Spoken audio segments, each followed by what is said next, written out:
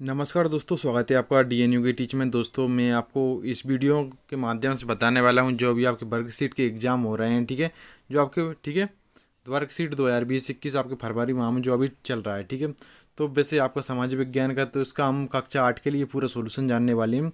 तो आप इस वीडियो को एंड तक जरूर देखें। ठीक है, जो भी साथी इस चैनल से पहली बार जुड़े हैं वे इस चैनल को सब्सक्राइब कर लें, और सब्सक्राइब करने के बाद आप नोटिफिकेशन बिल को भी ऑल प्रेस कर लें, जिससे आपको क्या होगा, आने वाली जो भी वीडियो है आपकी उसको नोटिफिकेशन मिल जाएगी। ठीक है, तो आपको सभी सब्जेक्ट के यहाँ पर सॉल्यूशन प्रोवाइड कराए जाएंगे। ठीक है, तो आप सभी सब्जेक्ट का इस चैनल पर सॉल्यूशन देख सकते हैं। ठीक है, चैनल ओपन कर कर। ठीक है, तो हम देख लेते हैं इसका सॉल्यूशन। तो आपको कुछ इस तरीके से यहाँ पर क्वेश्चन दिए, निम्न प्रश्नों के उत्तर दीजिए। तो मरुस्थलीय क्षेत्र में पवन निक्षेपण से कौन कौन सी स्थलाकृतियों का निर्माण होता है? तो आपको पवन निक्षेपण से पुलिन, बीच रोधिका व लेगोन आदि स्थलाकृतियों की रचना होती है। ठीक है, इसके बाद आपके सेकंड क्वेश्चन, मृदा संरक्षण के लिए स्थानीय स्तर पर अपनाई जाने वाली विधियों के बारे में पता कर लिखिए। तो फर्स्ट है आपका वन संरक्षण, वनों के वृक्षों की अंधाधुंध कटाई पर प्रतिबंध, सीढ़ी दर खेत बनाना, कृषि की पट्टीदार विधि अपनाना, बंद बनाना, और आपको बाढ़ नियंत्रण, वृक्षारोपण। ठीक है, तो इसके बाद हमारे निम्न प्रश्नों को उत्तर दीजिए। तो यहाँ से आपको ऊपर दिए गए समाज सुधारकों को पहचान कर उनके द्वारा किए गए समाज सुधारक संबंधी कार्य लिखिए। ठीक है, तो इसमें राजा राम मोहन राय तो उन बुराइयों को मिटाने की ओर था जो हिंदू समाज के चारों ओर फैली हुई थी। सेकंड, स्वामी स्वामी दयानंद सरस्वती, मूर्ति पूजा और अंधविश्वासों को फैलाने के लिए इन्होंने हिंदू धर्म की विषय वस्तु प्रश्न की खिलाफत की है। ठीक है, तो इसमें आपको अब आया स्वामी विवेकानंद। विवेकानंद ने किसी सामाजिक सुधार की शुरुआत नहीं की थी, लेकिन उसके भाषण और लेख सभी प्रकार के सामाजिक और बुराइयों के खिलाफ संदेश देते थे।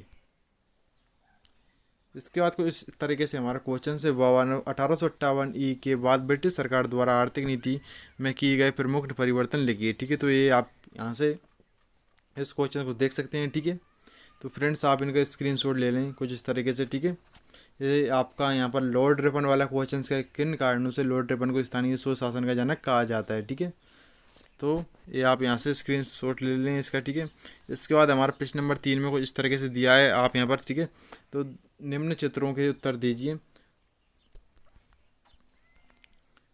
तो ठीक है, तो दिए गए चित्रों के आधार पर अंतर बताइए। तो आपको इस उद्योग को कच्चा माल कहाँ से प्राप्त होता है? ठीक है, तो इसमें आपको है जंगलों से, भूगर्भ जंगलों से। इसके बाद कौन कौन सी वस्तुओं को उत्पादन करते हैं? तो खनिज से संबंधित लोहा, तांबा और बांस से बनी वस्तुएं। इसके बाद हमारा अधिकांश काम हाथों से होता है या मशीनों से होता है? मशीनों से, हाथों से। ठीक है, इसमें आपको इन दोनों को डिफरेंस करके बताना है। ठीक है, उद्योग का प्रकार, कुटीर उद्योग, लघु उद्योग, बृहद उद्योग। तो बृहद उद्योग करना है इसमें, कुटीर उद्योग। ठीक है, इसके बाद हमारा एक क्वेश्चन से हमारे कृषि पर आधारित उद्योगों के नाम लिखिए। तो कपास उद्योग, गुड़वा, खांडसारी, फल व सब्जियां आधारित, आलू आधारित कृषि उद्योग, सोयाबीन आधारभूत, तिलहन उद्योग आधारित, जूट उद्योग, खाद्य संबंधित आधारित। ठीक है, तो ये आपके सभी क्वेश्चन है। इसके बाद हमारा सवाल है क्वेश्चन से, तो आप इनका स्क्रीनशॉट ले लें यहाँ से। ठीक है,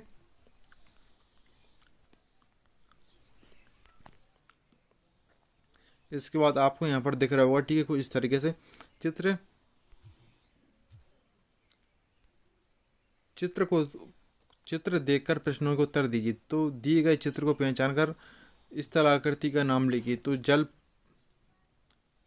प्रभात, क्योंकि यहाँ पर जो है जल प्रभात किसको कहते हैं? झरने को। ठीक है, तो यहाँ से कठोर चट्टान और ये मुलायम चट्टान। ठीक है, तो ये आपका, ठीक है, तो यहाँ से जो झरना है, ठीक है, प्रभात बना रहा है। ठीक है, जल प्रभात को ही दूसरा नाम होता है झरना। ठीक है, इसके बाद मध्य प्रदेश में इस तरह की स्थलाकृति आपके समीप कहाँ कहाँ है? तो भेड़ाघाट, जबलपुर के पास। ठीक है,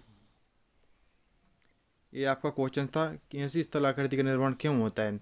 जब नदी का जल किसी चट्टानी कगार पर ऊंचे से सीधा गिरता है तो जल प्रपात कहते हैं। यदि नदी के मार्ग में कोई कठोर चट्टान लगभग खड़ी हो पाती है पाई जाती है तो गिरने वाला जल अपनी अपरदन शक्ति से नीचे की ओर चट्टान को काटता है, जिससे निर्माण होता है। ठीक है, तो गांधी जी के समाज सुधारक संबंधी कार्य लिखिए। तो ये आपको क्वेश्चन से आप इसका स्क्रीनशॉट ले लें यहाँ से। इसके बाद शांति काल में रक्षा सेनाएं क्या क्या कार्य करती हैं लिखिए। तो ये आप इसके स्क्रीनशॉट भी ले सकते हैं इसका। ठीक है, तो चलो मैं आपको बता देता हूँ ये क्वेश्चन। रक्षा सेना शांति काल में समाज सेवा के अनेक प्रकार के कार्य करती हैं, जैसे बाढ़, भूकंप, अन्य प्राकृतिक प्रकोपों व बड़ी दुर्घटनाओं के समय पर राहत कार्य न करना भारतीय सेना ने सहायता की है। तो दोस्तों, आपने अभी तक इस वीडियो को शेयर नहीं किया है अपने दोस्तों को, शेयर जरूर कर दें अपने फ्रेंड्स को। ठीक है, क्योंकि फ्रेंड्स आपका शेयर करने का बिल्कुल कोई चार्ज नहीं लगता है। ठीक है, तो बाल गंगाधर तिलक द्वारा जन जागृति हेतु किए गए कार्य लिखिए। तो लोकमान्य तिलक ने जन जागृति का कार्यक्रम पूरा करने के लिए महाराष्ट्र में अनेक उत्सव तथा शिवाजी उत्सव सप्ताह भर मनाना प्रारंभ किया। इन त्योहारों के माध्यम से जनता के देश प्रेम और अंग्रेजों के